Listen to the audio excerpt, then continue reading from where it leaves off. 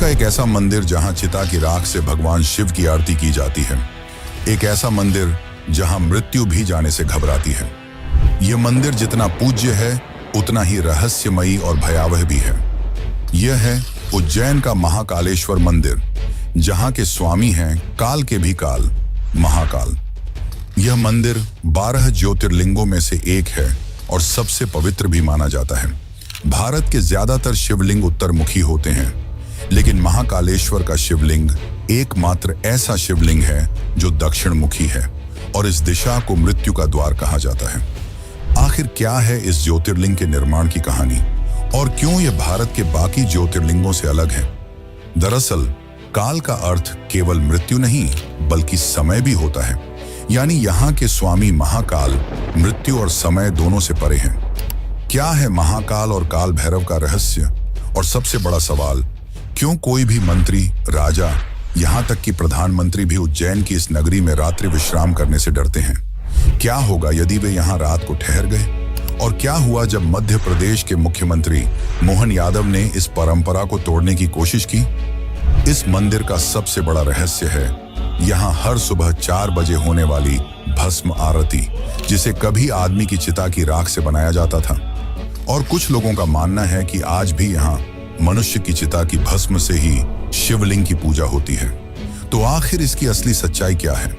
माना जाता है कि केवल इस आरती के दर्शन मात्र से आदमी की आने वाली संकटें टल जाती हैं, क्योंकि वह स्वयं महाकाल की शरण में होता है। एक और बड़ा रहस्य जो इस नगरी को खास बनाता है वह है काल भैरव मंदिर, जिसमें काल भैरव को हर दिन हजारों लीटर शराब का भोग चढ़ाया जाता है। और चौंकाने वाली बात यह है कि मूर्ति यह शराब पी भी जाती है।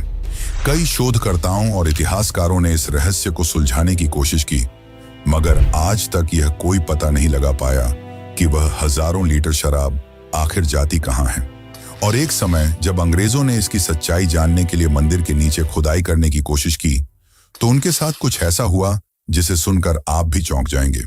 तो मित्रों, आज हम चलेंगे महाकालेश्वर मंदिर के इस सफर पर, जहां आस्था और भक्ति के साथ साथ कई ऐसे खौफनाक रहस्यों के बारे में बताएंगे जो आपको चौंका कर रख देंगे।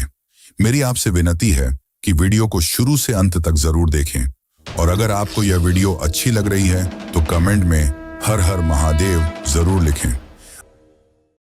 बहुत समय पहले की बात है जब उज्जैन को अवंतिकापुरी के नाम से जाना जाता था। यह बहुत ही सुंदर और समृद्ध राज्य था, जिसमें राजा चंद्रसेन राज किया करते थे। राजा चंद्रसेन भगवान शिव के बहुत बड़े भक्त थे और उनके मित्र थे शिवगणों में से मुख्य गण मणिभद्र। एक बार जब मणिभद्र उज्जैन आए तो उन्होंने राजा चंद्रसेन को चिंतामणि भेंट की। यह मणि काफी ज्यादा चमकदार और मनमोहक थी, लेकिन जैसे जैसे इस मणि की चमक फैलने लगी, कई राजाओं के मन में लोभ जगने लगा और इसी के चलते अवंतिकापुरी में कई राजाओं ने चिंतामणि को हासिल करने के लिए आक्रमण कर दिया। एक तरफ चंद्रसेन की सेना और दूसरी तरफ बाकी राजा अपने विशालकाय सेना के साथ, जिसमें सामने चंद्रसेन की सेना कमजोर लग रही थी। पर चंद्रसेन जानते थे कि उनकी शक्ति किसी मणि में नहीं बल्कि उनकी भक्ति में है। इसीलिए उन्होंने अपने 17 डाल दिए और वन की ओर चले गए। वहां जाकर वे शिव के ध्यान में लीन हो गए। लेकिन उसी समय उज्जैन में एक और समस्या आ खड़ी हुई। वह था राक्षस दूषण। राक्षस दूषण ने ब्रह्मा जी की तपस्या कर असीम शक्ति प्राप्त कर ली थी, जिसके पश्चात अपनी शक्ति के घमंड में चूर असुर दूषण चारों ओर तबाही मचाने लगा। उसे पूजा पाठ करने वालों से सख्त नफरत थी। उसने उज्जैन में अपनी असुरी सेना के साथ आक्रमण कर दिया और शिव भक्तों को मारने लगा, साथ ही शिव मंदिरों को भी तोड़ने लगा। पूरी अवंतिका नगरी में हाहाकार का माहौल था। एक ओर दुष्ट और लोभी राजा तो दूसरी ओर खूंखार असुर दूषण सब अपनी जान बचाकर इधर उधर भागने लगे। और इसी दौरान एक विधवा औरत अपने 5 साल के बेटे के साथ भटकते हुए उसी वन में पहुंची जहां राजा चंद्रसेन शिव का ध्यान कर रहे थे। जब उस 5 साल के बालक ने यह देखा तो वह उनकी भक्ति से काफी प्रभावित हुआ और उसने भी वहीं थोड़ी दूर पर एक शिवलिंग बना लिया और उस पर फूल, जल और बेलपत्र चढ़ाकर पूजा करने लगा। वह बालक शिव भक्ति में इतना विलीन हो गया कि उसे और कुछ न सुनाई दे रहा था, न दिखाई। जब उसकी मां ने उसे खाने के लिए पुकारा तो उसने कोई जवाब नहीं दिया। बार बार पुकारने के पश्चात क्रोधित होकर उसकी मां ने सारी पूजा सामग्री फेंक दी। लेकिन तभी बिजली चमकी और घंटियों की आवाज के साथ वहीं पर एक भव्य मंदिर का निर्माण हुआ, जहां स्वयंभू शिवलिंग प्रकट हुए और उस शिवलिंग में वही फूल और बेलपत्र चढ़ा हुआ था जो उस बालक ने चढ़ाए थे। ये सब देखकर उसकी माता चकित रह गई और उन्हें अपनी गलती का एहसास हुआ। जब यह बात राजा चंद्रसेन को पता चली तो वे दौड़े दौड़े वहां जा पहुंचे और उनकी आंखों में आंसू थे, क्योंकि उनकी भक्ति आज सफल हो गई। भगवान शिव स्वयं प्रकट हुए थे। लेकिन यह कहानी यहां समाप्त नहीं होती। उज्जैन की धरती असुर दूषण की वजह से कांप रही थी, पर जैसे ही शिवलिंग प्रकट हुआ उससे निकले शिव, और यह शिव का रुद्र रूप था। शिव ने महाकाल का रूप लिया, जो भयानक और अत्यंत ही ज्यादा शक्तिशाली था। उनकी जटाएं लहराने लगी, हाथों में त्रिशूल और आंखों में अग्नि लिए वे दूषण की ओर बढ़े और पल भर में ही दूषण के साथ ही साथ उसकी पूरी असुरी सेना को अग्नि से भस्म कर दिया। इस महासंग्राम के बाद सभी राजा जो मणि की लालसा में थे वे शिव जी के सामने नतमस्तक हो गए, और दूषण के जलने के बाद शिव जी ने उसकी भस्म से अपना श्रृंगार किया, और तब से महाकालेश्वर को भस्म से श्रृंगार किया जाता है और भस्म आरती की जाती है। आज भी यह भस्म आरती हर रोज सुबह 4 बजे की जाती है। माना जाता है कि यह मनुष्य की चिता की राख से की जाती है। वैसे इस भस्म आरती का रहस्य भी काफी चौंकाने वाला है, लेकिन उसको जानने से पहले हम ये जान लेते हैं कि क्यों कोई राजा, मंत्री, यहाँ तक कि प्रधानमंत्री भी यहाँ रात नहीं रुकते, और क्या हुआ जब कुछ मंत्री और एक प्रधानमंत्री ने यहाँ रात गुजारी। तो चलिए जानते हैं उस रहस्य को। और अगर आपको वीडियो पसंद आ रही है तो इसे लाइक जरूर करें और कमेंट में लिखें जय महाकाल। महाकालेश्वर मंदिर केवल भारत में ही नहीं बल्कि पूरे विश्व में प्रसिद्ध है, जिसके कारण दूर दूर से लोग बाबा महाकाल के दर्शन करने आते हैं। और साथ ही बड़े बड़े मंत्री, मुख्यमंत्री, यहाँ तक कि प्रधानमंत्री भी महाकाल के दर्शन करने आते हैं। लेकिन महाकाल के दर्शन के बाद कोई भी नेता यहाँ नहीं रुकता। अगर उन्हें रुकना भी हुआ तो वे उज्जैन के बाहर कहीं रुकते हैं। पर आपने सोचा है ऐसा क्यों?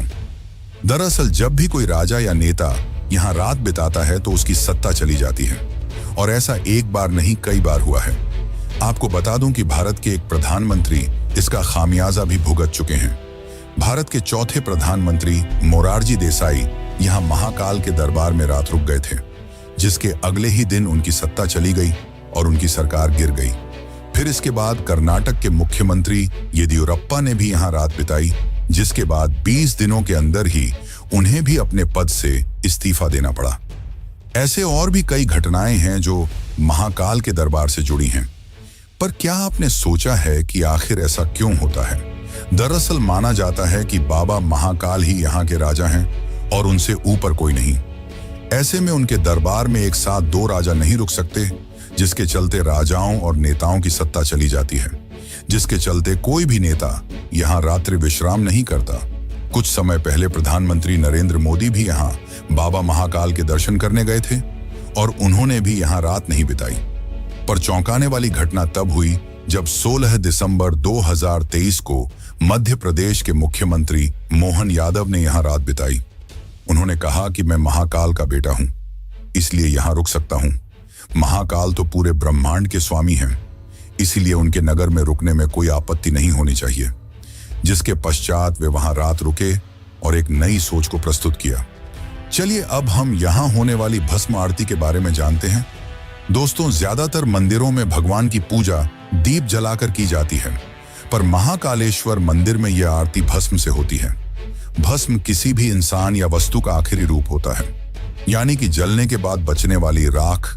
पुराने समय में यह आरती इंसान की देह की पहली चिता की राख से की जाती थी, लेकिन कुछ कारणों की वजह से इसे बंद कर दिया गया और आज के समय में यह भस्म आरती कपिला, गाय के गोबर, पीपल, बड़, शमी और अम्लतास की राख से बनी हुई भस्म से की जाती है। हर दिन सुबह 4 बजे यह भस्म आरती होती है, जिसे देखने दूर दूर से लाखों श्रद्धालु हर रोज यहाँ आते हैं। यहाँ के पुजारी मंत्रोच्चारण के साथ बड़े ही भव्य तरीके से यहाँ की आरती को करते हैं। मान्यता है कि जो भक्त सच्चे मन से इस भस्म आरती में सम्मिलित होता है उसे मृत्यु का भय नहीं सताता। एक और बात यह कि यह भस्म आरती केवल पुरुष ही देख सकते हैं। महिलाओं को यह आरती देखने की अनुमति नहीं है। वैसे दोस्तों, क्या आपको पता है कि महाकालेश्वर मंदिर 3 भागों में बटा हुआ है, जिसका सबसे ऊपरी भाग है नागपंचेश्वर मंदिर, जो अपने आप में एक रहस्य है। तो चलिए अब जानते हैं इस रहस्य को। हिंदू धर्म में नागों की पूजा का एक खास महत्व रहा है। लोग सांपों को सिर्फ जानवर नहीं बल्कि भगवान शिव का गहना मानते हैं, उनके गले का श्रृंगार। हमारे देश में कई ऐसे मंदिर हैं जो नाग देवता को समर्पित हैं, और उन्हीं में से एक बहुत ही खास मंदिर है उज्जैन का नागचंद्रेश्वर मंदिर। यह मंदिर महाकालेश्वर मंदिर की 3री मंजिल पर स्थित है, और इसकी सबसे बड़ी खास बात यह है कि यह साल भर में सिर्फ एक दिन, नाग पंचमी के दिन ही खोला जाता है। मान्यता है कि नागराज तक्षक स्वयं यहाँ विराजमान हैं, और उनकी इच्छा थी कि उन्हें एकांत में पूजा जाए। इसलिए मंदिर के पट साल में सिर्फ एक बार खोले जाते हैं, और उसी दिन भक्त दर्शन कर पाते हैं। इस मंदिर में जो प्राचीन मूर्ति स्थापित है वह दुनिया में और कहीं देखने को नहीं मिलती। इसे नेपाल से लाया गया था, और इसमें भगवान शिव, माता पार्वती, गणेश जी और नागों की बेहद सुंदर मूर्तियां एक साथ दिखती हैं। कथा के अनुसार नागराज तक्षक ने भोलेनाथ को प्रसन्न करने के लिए कठोर तप किया था। उनकी तपस्या से खुश होकर भगवान शिव ने उन्हें अमृतत्व का वरदान दिया। तभी से नागराज तक्षक ने भगवान के सानिध्य में रहना शुरू किया, लेकिन उन्होंने यह शर्त रखी कि उनके एकांत में कोई विघ्न न डाले। इसी कारण केवल नाग पंचमी पर ही मंदिर के दरवाजे खुलते हैं। नागचंद्रेश्वर मंदिर सिर्फ एक मंदिर नहीं बल्कि आस्था, रहस्य और परंपरा का वो संगम है जो हर शिव भक्त को एक बार जरूर महसूस करना चाहिए। महाकालेश्वर ज्योतिर्लिंग की एक और खास बात यह है कि यह दक्षिण दिशा की ओर मुख किए हुए हैं। आमतौर पर शिवलिंगों की जल निकासी वाली दिशा उत्तर होती है, लेकिन यहाँ इसका मुंह दक्षिण की ओर है। इसी वजह से इसे दक्षिणमुखी महाकाल कहा जाता है, और माना जाता है कि इसका ये रूप नकारात्मक और बुरी शक्तियों को खत्म करने वाला होता है। इस दिशा में स्थापित होने के पीछे कई धार्मिक मान्यताएं हैं जो इस शिवलिंग को और भी खास बनाती हैं। महाकालेश्वर को स्वयं भू ज्योतिर्लिंग माना जाता है, यानी ये शिवलिंग किसी ने बनाया नहीं बल्कि स्वयं धरती से प्रकट हुआ है। शास्त्रों में बताया गया है कि शिव 3 जगहों पर 3 अलग अलग रूपों में पूजे जाते हैं। आकाश में तारक लिंग, पाताल में हाटकेश्वर लिंग और पृथ्वी पर महाकालेश्वर लिंग के रूप में। उज्जैन को वैसे भी समय यानी काल की नगरी कहा जाता है, और महाकाल को समय के नियंत्रक के रूप में पूजा जाता है। यही वजह है कि महाकालेश्वर ज्योतिर्लिंग को तीनों लोकों में विशेष स्थान मिला है। वैसे क्या आपको पता है, महाकाल हर बार मौसम के हिसाब से भी अपना रूप बदलते हैं। तो चलिए अब जानते हैं उस रहस्य को, और जानेंगे मंदिर के दूसरे भाग बारे में। लेकिन उससे पहले अगर आपको ये वीडियो अच्छी लग रही है तो इसे अन्य शिव भक्तों को जरूर शेयर करें। उज्जैन में विराजमान महाकाल बाबा एक ही हैं, लेकिन वो अपने भक्तों को हर बार नए रूप में दर्शन देते हैं। हर त्योहार, हर मौसम और हर खास मौके पर उनका अलग अलग रूप में श्रृंगार किया जाता है। यही कारण है कि हर साल लाखों लोग सिर्फ उनके इन अलग अलग रूपों के दर्शन के लिए उज्जैन आते हैं। जैसे शिवरात्रि के दिन महाकाल दूल्हे के रूप में सजते हैं, तो श्रावण मास में उन्हें राजाधिराज यानी राजा के रूप में सजाया जाता है। दिवाली के समय पूरा महाकाल मंदिर दीपों से जगमगा उठता है, तो होली में भगवान का आंगन गुलाल से भर जाता है। गर्मी के दिनों में महाकाल के सिर पर मटकों से पानी चढ़ाया जाता है ताकि उन्हें ठंडक मिले। वहीं कार्तिक मास में एक विशेष पूजा के तहत उन्हें पालकी में बैठाकर भगवान विष्णु को सृष्टि की जिम्मेदारी सौंपी जाती है।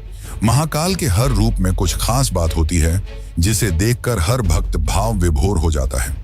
यही वजह है कि उन्हें उज्जैन का राजा भी कहा जाता है, और जब बात राजा की हो तो सम्मान भी वैसा ही होता है। यहाँ एक मान्यता है कि महाकाल मंदिर के सामने से कोई भी सवारी लेकर नहीं निकल सकता, चाहे वो घोड़ा हो या कोई वाहन। खास तौर पर बारातों में जब दूल्हा घोड़ी पर बैठता है तो उसे मंदिर के सामने से ले जाना अशुभ माना जाता है। माना जाता है कि ऐसा करने से अनहोनी हो सकती है, इसलिए लोग इस रास्ते को बचाकर जाते हैं। ये परंपरा सदियों से चली आ रही है। ये कोई जबरदस्ती नहीं बल्कि एक श्रद्धा और सम्मान का प्रतीक है। आज भी उज्जैन में इस नियम का पालन किया जाता है। भले ही इस पर कोई कानूनी या धार्मिक रोक नहीं है, लेकिन भक्तों के दिल में बसे सम्मान के कारण लोग खुद ही इस परंपरा को निभाते हैं।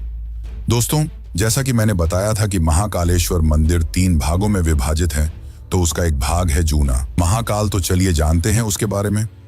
महाकालेश्वर मंदिर के अंदर एक और शिवलिंग है जिसे जूना महाकाल कहा जाता है। यह शिवलिंग अपनी रहस्यमयी कहानी और चमत्कारों की वजह से आज भी चर्चा में रहता है। कहा जाता है कि पुराने समय में जब मंदिर पर कई बार हमले हुए थे, तब आक्रमणकारियों ने मुख्य शिवलिंग को नष्ट करने की कोशिश की थी। उस खतरे से शिवलिंग को बचाने के लिए पुजारियों ने असली शिवलिंग को हटाकर सुरक्षित जगह रख दिया और उसकी जगह एक दूसरा शिवलिंग वहां स्थापित कर दिया, ताकि पूजा पाठ और रीतियां चलती रहें। जब हालात सामान्य हो गए और हमला रुक गया, तब फिर से असली शिवलिंग को वापस उसी जगह स्थापित कर दिया गया। लेकिन अब जो दूसरा शिवलिंग बच गया था, उसका क्या किया जाए? इस पर काफी सोच विचार के बाद पुजारियों ने उसे मंदिर के एक हिस्से में फिर से स्थापित कर दिया। तभी से उसे जूना महाकाल कहा जाने लगा, यानी पुराना महाकाल। आज भी हर साल महाकाल की सवारी से पहले सबसे पहले पूजन जूना महाकाल का ही होता है।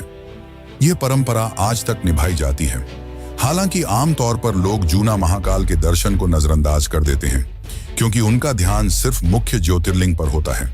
लेकिन जो साधना और तंत्र की गहराई को जानते हैं, वो कहते हैं कि अगर आप महाकाल के दर्शन से पहले जूना महाकाल के दर्शन कर लो, तो आपके जीवन की हर रुकावट, हर बाधा खुद ब खुद भस्म हो जाती है। वैसे दोस्तों, उज्जैन में सिर्फ महाकालेश्वर नहीं है, बल्कि साथ में काल भैरव का एक रहस्य जो आपको चौंका के रख देगा। तो चलिए अब जानते हैं उस रहस्य को। उज्जैन शहर से करीब 8 किलोमीटर की दूरी पर काल भैरव मंदिर स्थित है, जो करोड़ों लोगों की आस्था का केंद्र है। ऐसा माना जाता है कि जब कोई भक्त महाकालेश्वर के दर्शन करने आता है, तो काल भैरव मंदिर गए बिना उसकी यात्रा अधूरी मानी जाती है। मंदिर के पुजारियों के अनुसार इसका जिक्र स्कंद पुराण के अवंती खंड में भी मिलता है। काल भैरव को भगवान शिव का रौद्र और तांत्रिक रूप माना जाता है। वे तामसिक प्रवृत्ति के देवता हैं और इसी कारण उन्हें शराब का भोग चढ़ाने की परंपरा सदियों से चली आ रही है। यहाँ रोजाना सैकड़ों हजारों बोतल शराब चढ़ाई जाती है। लेकिन सबसे चौंकाने वाली बात यह है कि वो शराब आखिर जाती कहाँ है, ये आज तक कोई नहीं जान पाया। पुजारी जब शराब से भरा कटोरा मूर्ति के पास रखते हैं, तो देखते ही देखते शराब मूर्ति के होंठों से गायब हो जाती है, मानो भगवान खुद पी रहे हों। न मूर्ति में कोई छेद है, न कोई पाइप, न कोई सुराख, लेकिन फिर भी शराब खत्म हो जाती है। ब्रिटिश शासन के दौरान कैप्टन हंटर नाम के एक अंग्रेज अफसर ने इसे धोखा समझकर मंदिर की खुदाई और मूर्ति को तोड़ने की कोशिश की, लेकिन उसके हाथ कुछ भी नहीं लगा और कुछ ही दिनों में उसकी रहस्यमयी मौत हो गई। बाद में कई वैज्ञानिकों, पत्रकारों और विदेशी डॉक्यूमेंट्री टीमों ने भी इस रहस्य को समझने की कोशिश की। स्कैनिंग मशीनों, HD कैमरों और माइक्रोफोन तक लगाए गए, पर कोई सुराग नहीं मिला। शराब मूर्ति के पास गई और गायब हो गई। एक ब्रिटिश टीम ने इसे एक case of collective divine evolution कहा, यानी आस्था और चमत्कार का अद्भुत संगम। कुछ भारतीय वैज्ञानिकों और विक्रम विश्वविद्यालय की टीमों ने भी जांच की, लेकिन हर बार उन्हें खाली हाथ लौटना पड़ा। इतना ही नहीं, एक बार जब औरंगजेब के सैनिक मंदिर को तोड़ने आए, तो अचानक वहां कुत्तों का झुंड प्रकट हुआ और सैनिकों पर टूट पड़ा। सैनिक पागल होने लगे, एक दूसरे को मारने और काटने लगे। हालात ऐसे हो गए कि औरंगजेब को खुद अपने सैनिकों को मरवाना पड़ा और डर के कारण वह मंदिर को तोड़े बिना ही लौट गया। तो सवाल यह है, क्या यह सिर्फ एक मंदिर है? क्या यह सिर्फ एक परंपरा है? या फिर यहां कोई ऐसी शक्ति है जिसे हम आज तक समझ नहीं पाए? और यही वो सवाल है जिसका जवाब हम अगली वीडियो में तलाशने वाले हैं, क्योंकि अगली बार हम आपको ले चलेंगे काल भैरव मंदिर की रहस्यमयी गलियों में, जहां सिर्फ आस्था नहीं बल्कि भय, तंत्र और अलौकिक ऊर्जा का खेल चलता है। तो जुड़े रहिए, क्योंकि अगली डॉक्यूमेंट्री में भैरव की गूंज आपको भीतर तक झकझोर देगी।